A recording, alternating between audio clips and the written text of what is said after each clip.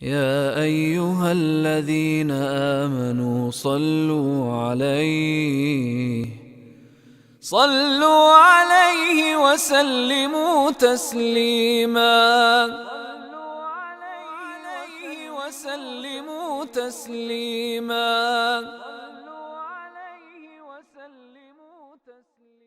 رسول اللہ صلی اللہ علیہ وسلم نے فرمایا، بھلا بتاؤ تو صحیح، اگر تم میں سے کسی کے دروازے پر نہر ہو اور وہ اس نہر میں ہر دن 5 بار نہائے تو کیا اس کے جسم پر کچھ بھی میل کچیل رہے گا؟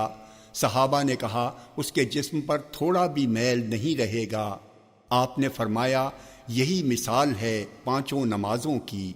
ان نمازوں کی برکت سے اللہ تعالی گناہوں کو مٹا دیتا ہے۔ جامع ترمذی حدیث نمبر 2868، یہ حدیث صحیح ہے۔ رسول اللہ صلی اللہ علیہ وسلم نے فرمایا، تمہاری مدت گزری ہوئی امتوں کے مقابل میں عصر سے مغرب تک کی درمیانی مدت کی طرح ہے، یعنی بہت مختصر، تھوڑی۔ تمہاری مثال اور یہود و نصارہ کی مثال اس شخص کی طرح ہے جس نے کئی مزدور رکھے۔ اس نے کہا، میرے یہاں کون فی کس 1 قرات پر دوپہر تک کام کرتا ہے؟ تو یہود نے 1 قرات پر کام کیا۔ پھر اس نے کہا، میرے یہاں کون مزدوری کرتا ہے دوپہر سے عصر تک فی کس 1 قرات پر؟ تو نصارہ نے 1 قرات پر کام کیا۔ پھر تم مسلمان کام کرتے ہو عصر سے سورج ڈوبنے تک فی کس 2 قرات پر۔ یہ دیکھ کر یہود و نصارہ غصہ ہو گئے۔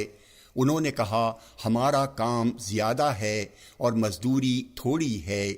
اللہ نے فرمایا، کیا تمہارا حق کچھ کم کر کے میں نے تم پر ظلم کیا ہے؟ انہوں نے کہا، نہیں۔ تو اس نے کہا، یہ میرا فضل و انعام ہے، میں جسے چاہوں دوں۔ جامع ترمذی حدیث نمبر 2871، یہ حدیث صحیح ہے۔